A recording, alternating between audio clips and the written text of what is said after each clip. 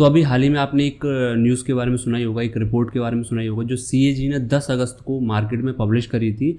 वो थी कि द्वारका एक्सप्रेसवे जो आपका बनाया गया है उसके लिए जो कॉस्ट डिसाइड करी गई थी वो 18.5 करोड़ थी पर किलोमीटर, जो कंस्ट्रक्शन कॉस्ट थी। लेकिन जो एक्चुअल में कॉस्ट आई है उसको बनाने की वो 250 करोड़ पर किलोमीटर आई है। तो उन्होंने ये सवाल उठाया है जो road and transport minister Shri Nitin Gadkari ji को लेकर कि इतनी जो कॉस्ट का जो मेन डिफरेंस रहा है 13 से 14 टाइम जो ज़्यादा कॉस्ट आई है वो क्यों आई है। और आपने भी इसके बारे में सुना होगा, काफ़ी न्यूज़पेपर में इसको लेकर चर्चा हो रही है और बहुत से लोगों ने वीडियोस भी इसमें बनाए हुए हैं। तो ये जो रिपोर्ट है एक्चुअल में ये मेन इशू है। अब इसको लेके जो नितिन गडकरी जी हैं उन्होंने क्या बताया वो मैं आपके साथ डिस्कस करना चाहता हूँ। फिर आपको लास्ट में पता चलेगा कि एक्चुअल में जो रिपोर्ट में उन्होंने जो सीएजी ने रिपोर्ट पब्लिश करी है वो कहाँ तक कितनी सही है, क्या गलत है उसके अंदर। और इसके साथ साथ जो आपके road and transport minister Nitin Gadkari ji ने जो इसको रिप्लाई किया है उन्होंने क्या बोला है, तो ओवरऑल आपको समझ में आने वाला है। तो चलिए इसको समझते हैं। तो नितिन गडकरी जी ने क्या बोला है इसके बारे में वो समझते हैं। तो अभी हाल ही में उनका एक इंटरव्यू हुआ था, उसमें उन्होंने बताया कि जब द्वारका एक्सप्रेसवे को बनाने की जब योजना चल रही थी उस समय तो उन्होंने कैबिनेट नोट भेजा था। परमिशन लेनी पड़ती है, कॉस्टिंग सारी चीज़ों को काउंट करना पड़ता है। तो उस जो कैबिनेट नोट था उसमें उन्हें जो फंडिंग मिली थी वो मिली थी 91,000 करोड़ रुपए। और कितना हाईवे उन्हें तैयार करना था, 5,000 किलोमीटर का इंडिया के अंदर। तो उस हिसाब से जो एवरेज कॉस्ट निकली थी पर किलोमीटर वो थी 18.5 किलोमीटर। इसी बेसिस पर जो सीएजी है उसने ये रिपोर्ट बनाई है। अब जो नितिन गडकरी जी है वो क्या बताते हैं कि जो उन्हें फंडिंग मिली थी, जो इतना पैसा उन्हें मिला था 91,000 करोड़ रुपए मिले थे, वो एक नॉर्मल रोडवे तैयार करने के लिए मिले थे, एक नॉर्मल एक्सप्रेसवे। उसमें जो आपकी रिंग रोड होती है या जो फ्लाईओवर्स होते हैं वो इंक्लूड नहीं थे। उसके लिए एक उसमें प्रावधान था, वो था कि जो उसका डीपीआर होता है, जैसे आप रिंग रोड बनाओगे या फ्लाईओवर बनाओगे तो उसका जो डीपीआर होता है, डिटेल प्रोजेक्ट रिपोर्ट, उसके आने के बाद उसकी कॉस्ट कैलकुलेट होती है। यानी कि ये एक डॉक्यूमेंट होता है जिसमें ये पूरा मेंशन होता है कि एक्चुअल में कितनी कॉस्ट इसको बनाने के लिए आएगी, उसके बाद इसकी फंडिंग होती है। इसके साथ ही साथ उन्होंने बताया कि जो आपकी ये जो रिपोर्ट तैयार करी गई है वो 29 किलोमीटर को लेकर तैयार करी गई है। यानी कि जो द्वारका एक्सप्रेसवे नॉर्मली हमें क्या लगता है कि 29 किलोमीटर का द्वारका एक्सप्रेसवे है, लेकिन अगर हम उसको लेन वाइज कैलकुलेट करें तो ये एक्सप्रेसवे आपका 563 किलोमीटर के अप्रॉक्स निकलता है, क्योंकि उसमें आपके फ्लाईओवर्स बने हुए हैं, टनल बनी हुई है, अंडरपास बने हुए हैं, तो उससे इसकी लेंथ 563 किलोमीटर के अप्रॉक्स निकलती है। और सीएजी ने जो रिपोर्ट बनाई है वो बनाई है आपकी 29 किलोमीटर के हिसाब से, जिसकी वजह से और ये कॉस्ट बहुत ज़्यादा इसमें डिफरेंस आ गया। इसके साथ साथ जो अपना द्वारका एक्सप्रेसवे सबसे इंपॉर्टेंट चीज़ है वो किसी नॉर्मल एक्सप्रेसवे की तरह नहीं है। जो अपना द्वारका एक्सप्रेसवे सबसे इंपॉर्टेंट चीज़ इसकी ये है कि ये अपनी इंडिया का पहला ऐसा एक्सप्रेसवे जो 8 लेन है। 8 लेन एक्सप्रेसवे, इसके साथ साथ इसके लेफ्ट और राइट में 3-3 लेन की सर्विस रोड बनी हुई है। तो ओवरऑल अगर कैलकुलेट किया जाए तो ये 14 लेन एक्सप्रेसवे आपका हो जाता है। इसके अलावा अगर मैं आपको इसके कंस्ट्रक्शन के बारे में बताऊं, जिसमें मटेरियल यूज़ किया गया है, उसमें जो इसमें आपकी स्टील यूज़ करी गई है वो 2 लाख टन के अप्रॉक्स यूज़ करी गई है, जो कि आपकी जो पेरिस के अंदर आईफल टावर है उससे 30 गुना ज़्यादा है। दूसरा, इसके अंदर जो सीमेंट और कंक्रीट यूज़ किया गया है वो आपका जो दुबई के अंदर बुर्ज खलीफा है उससे 6 गुना ज़्यादा यूज़ किया गया है। बिकॉज वो एक्सप्रेसवे को इस तरीके का डिज़ाइन कर रहे हैं, इस तरीके का बनाना चाहते हैं जो एक अलग वाइब दे, एक अलग फील दे।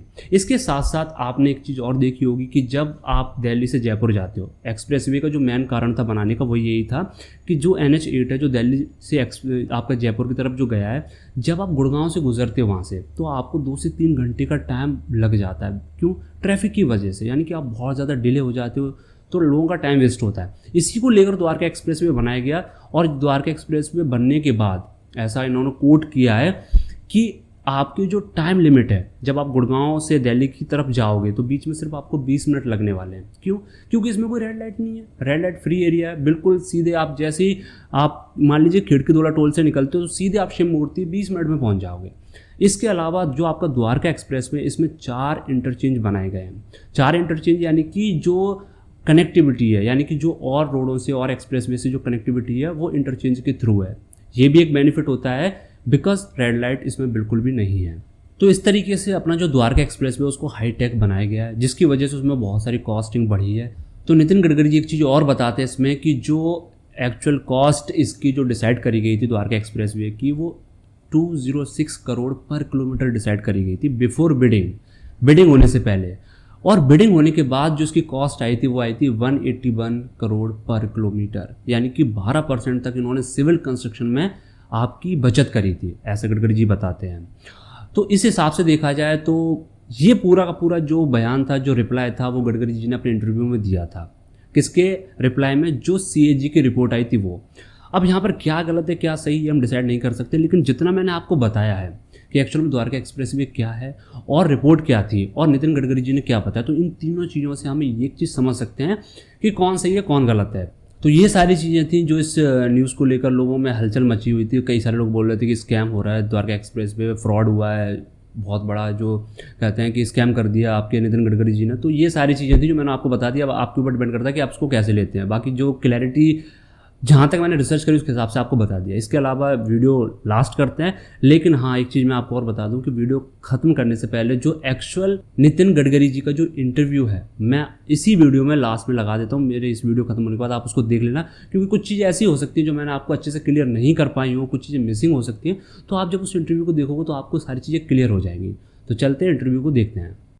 आपने द्वारका एक्सप्रेसवे का जिक्र किया और आप बार बार ये दम भर रहे हैं कि मैंने खर्च कम किया है, लेकिन 10 अगस्त को CAG की एक रिपोर्ट जो देश की संसद में टेबल की गई, उसमें द्वारका एक्सप्रेसवे को लेकर ये कहा गया है कि जो cabinet committee on economic affairs ने प्रति किलोमीटर 18 करोड़ रुपए की लागत के लिए अनुमति दी थी, उसमें 250 करोड़ प्रति किलोमीटर खर्च कर दिया NHAI ने।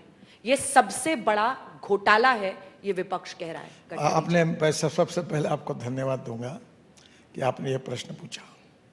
मूलतः ये जो द्वारका एक्सप्रेस हाईवे है ये 29 किलोमीटर का है ये डिस्टेंस। ये हाईवे को जो हमको अनुमति मिली, हमने जो कैबिनेट नोट भेजी थी उसमें नोट में लिखा था कि हम 5000 किलोमीटर 2 लेन पेव शोल्डर रोड बनाएंगे और उसकी कीमत 91,000 होगी, और उसमें से रिंग रोड और फ्लाईओवर की कॉस्ट एस्टिमेट DPR बनने के बाद तय करेंगे। ये नोट में लिखा था जो CAG ने देखा। तो उन्होंने कहा 18.5 किलोमीटर जो है इसको आपने 250 करोड़ खर्चा किया। अब सबसे पहले मैं बताऊं, द्वारका एक्सप्रेस हाईवे ये स्टेट ऑफ आर्ट प्रोजेक्ट है और इस प्रोजेक्ट की टोटल लेंथ है 29 किलोमीटर नहीं, लेन वाइज 563 किलोमीटर। ये आपके बाजू में ये जो शादियां होती है शिव मूर्ति के बाजू में, इसको 8 लेन नीचे में टनल, इसमें 6 लेन टनल है। और इसके जो टेंडर निकाले गए तो इसकी जो कॉस्ट थी हमारी 250 करोड़ नहीं थी, 206 करोड़ पर किलोमीटर जो CAG के हिसाब से। और हमारा पहला पैकेज 5 बिडर थे, 9% नीचे गया। दूसरा पैकेज 4 बिडर थे, 4.8% ज़्यादा गया। तीसरा पैकेज 12 बिडर थे, -25%, 24/7% नीचे गया।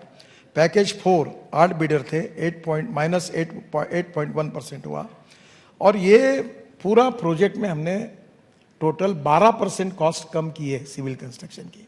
प्रॉब्लम क्या हुआ कि जो 2 लेन पेव शोल्डर 29 किलोमीटर बोल रहे हैं वो 230 किलोमीटर है, इसमें अंदर में टनल है और इसलिए ये 563 किलोमीटर टोटल लेन का रोड है। और ये बात हमने CAG के सामने चर्चा में हमारे अधिकारियों ने रखी थी। हमारी छोटी सी गलती ये होगी कि चर्चा में वो कन्विंस होने के बाद हमने रिटर्न में दिया नहीं। तैयार है, ये द्वारका एक्सप्रेस हाईवे 563 किलोमीटर का है और 2 लेन पेव शोल्डर 28 किलोमीटर का, यानी 56 किलोमीटर का। तो CAG ने ये 56 किलोमीटर का जो पकड़ा है ये इससे 10 गुना बड़ा है।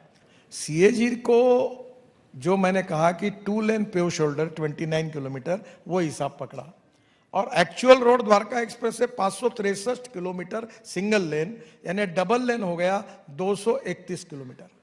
अब उन्होंने जो 29 किलोमीटर पकड़ा और हमने 231 किलोमीटर किया तो कॉस्ट में फर्क है।